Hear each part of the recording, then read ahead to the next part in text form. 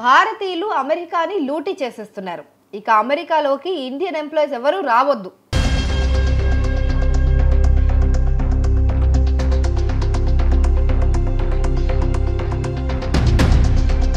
ఈ మాట వినడానికే భయంకరంగా వింతగా ఉంది కదూ.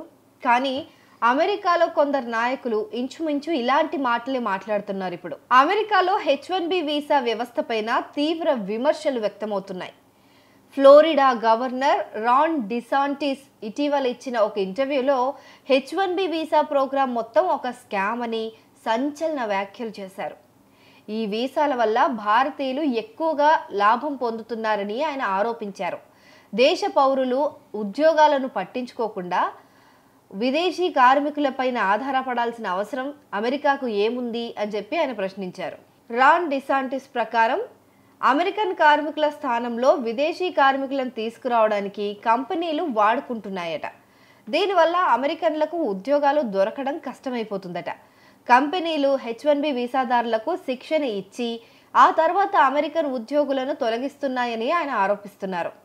అయితే ఈ చర్యలు అమెరికన్ వర్కర్లకు నష్టం కలిగిస్తున్నాయని, ఇది ఆమోదయోగ్యం కాదని ఆయన స్పష్టం చేశారు. ఇక H1B వీసాల లక్ష్యం ప్రపంచంలోని అత్యుత్తమ ప్రతిభను అమెరికాకు తీసుకురావడమే. కానీ చాలా మంది ఏమో అనవసరంగా తక్కువ జీతాలకే వచ్చేస్తున్నారు కదా అని చెప్పి ప్రపంచ దేశాల నుంచి కూడా వేరే కంట్రీస్ నుంచి అమెరికాలోకి ఇంపోర్ట్ చేసుకుంటున్నారు ఎంప్లాయీస్ని అని చెప్పి ఆయన చెప్తున్నారు.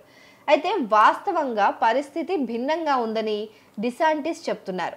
చాలా కంపెనీలు ఆ వీసాలను దుర్వినియోగం చేస్తున్నాయని, తక్కువ వేతనాలకు పనిచేసే విదేశీ కార్మికులను తీసుకొచ్చి అమెరికన్ల పొట్టగొడుతున్నారని ఆయన ఆరోపించారు.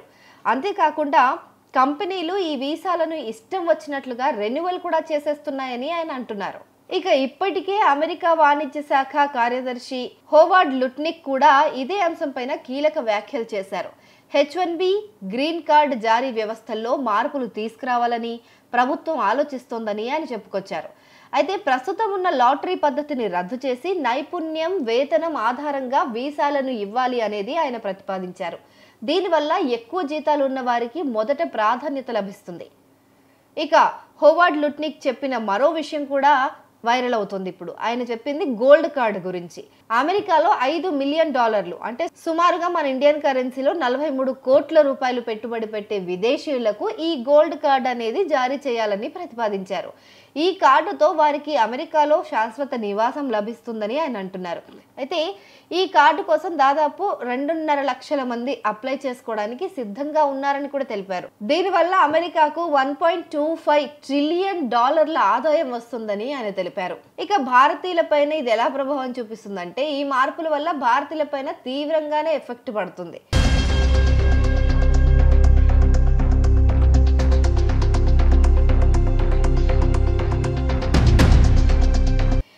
ఎందుకంటే ప్రతి సంవత్సరం కూడా H1B వీసాలు పొందుతున్న వారిలో 70% కంటే ఎక్కువ మంది మన భారతీయులే.